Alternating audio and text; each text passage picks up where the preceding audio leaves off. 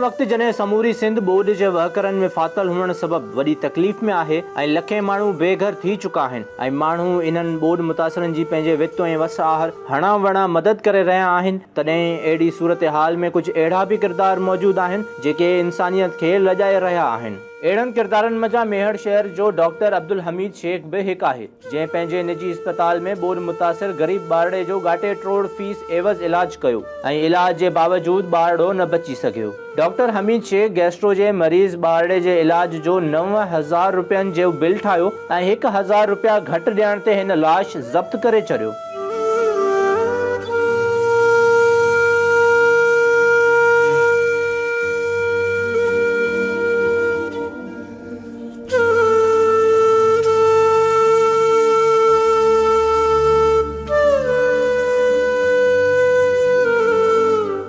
फौती ॿारड़े जे वारसनि पारां रहियल 1,000 रुपया अदा करण बाद जल्लाद डॉक्टर ॿार जो लाश वारसनि हवाले कयो। फौती ॿार जी अमड़ पंहिंजी दर्द कहाणी ॿुधाईंदे रोई वेठी।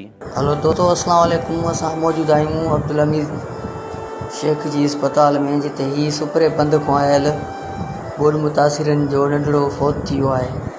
हिते हिननि खे मयत खणण लाइ बि नथा छॾियो वञे। राति को वठी हिननि को 8-10 हज़ार खाई चुका आहिनि। हींअर चवनि था असांखे 1000 रुपयो ॾियो त असां छॾींदासीं, न त असां छोकिरो खणण न ॾींदासीं। हीउ ज़ुल्म आहे, ना का हिकु ख़ुदा जो कर, ॿियो हिननि जो कर।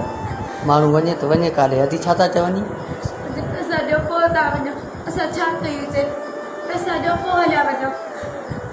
मेहर जे इन जलाद डॉक्टर जूं ख़बरूं मीडिया तां हलण बाद पुलिस खेसि गिरफ़्तार करे वरितो आहे। पाकिस्तान मेडिकल एसोसिएशन खे अब्दुल हमीद शेख समेत अहिड़नि समूरनि डॉक्टर्स जा लाइसेंस कैंसिल करणु घुर्जनि जेके मसीहाई पेशे जे लाइ बदनाम दाग़ बणियल आहिनि।